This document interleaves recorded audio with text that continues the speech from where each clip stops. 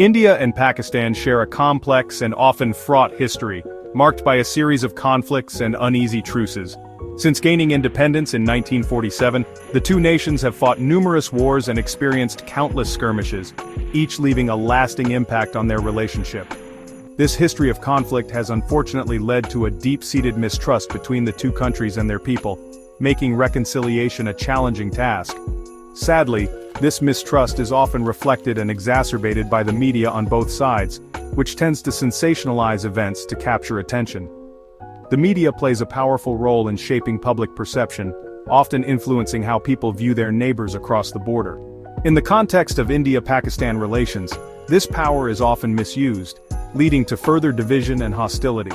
Instead of promoting peace and understanding, media outlets in both countries frequently resort to sensationalism and jingoism, which only serves to inflame tensions. This has created a dangerous cycle where animosity and suspicion are constantly reinforced, making it difficult to break free from the past.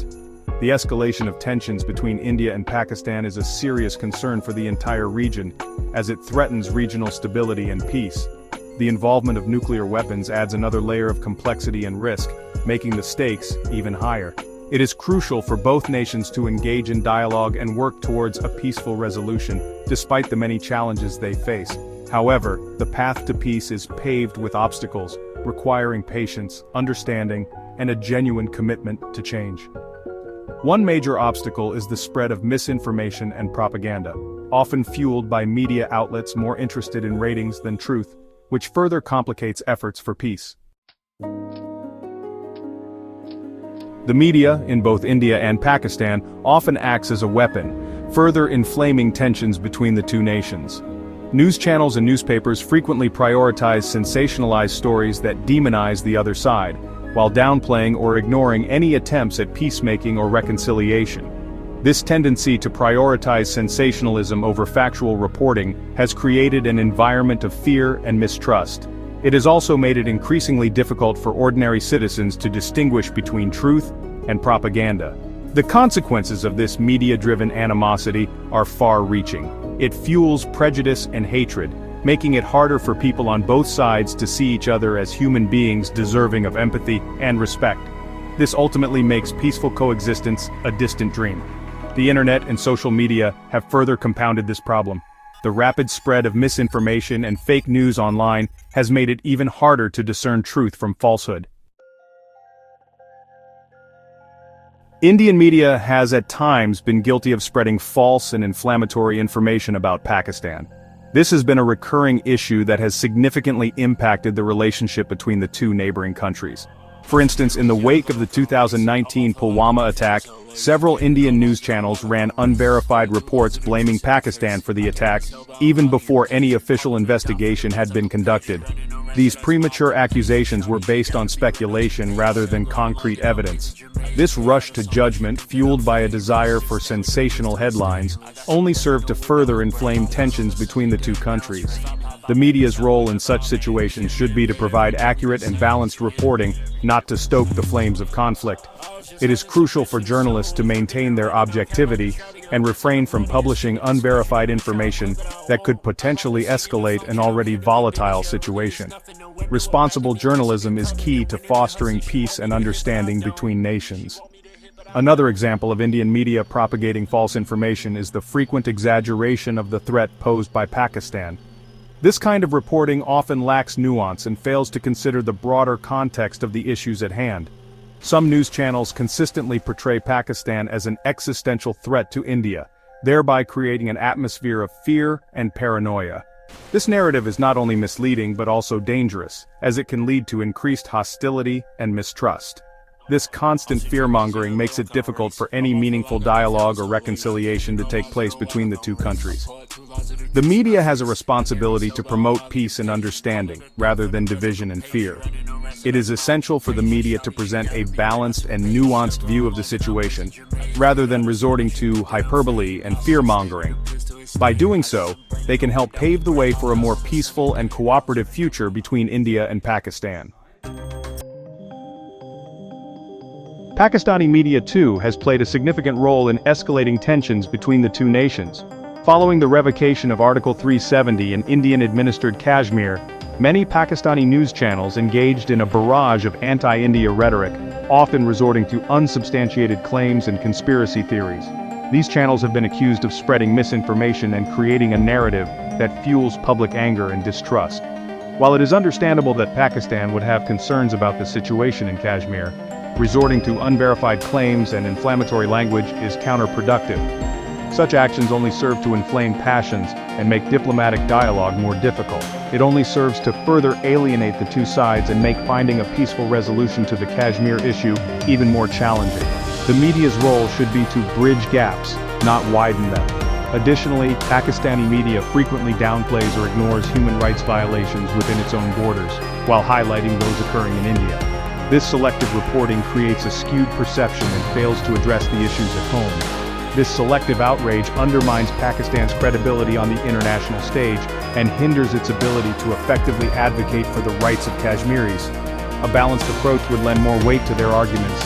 It is imperative for Pakistani media to adopt a more balanced and nuanced approach when reporting on India and Kashmir. Responsible journalism can pave the way for better understanding and cooperation. Instead of resorting to sensationalism and propaganda, Pakistani media should focus on providing accurate and unbiased information to its viewers. This would not only enhance their credibility, but also contribute to a more informed and peaceful discourse. The constant barrage of negativity and misinformation from both sides has had a deeply damaging effect on public opinion. In both India and Pakistan, there is a growing sense of suspicion and hostility towards the other. This is particularly true among young people who have grown up consuming a diet of media that demonizes the other side.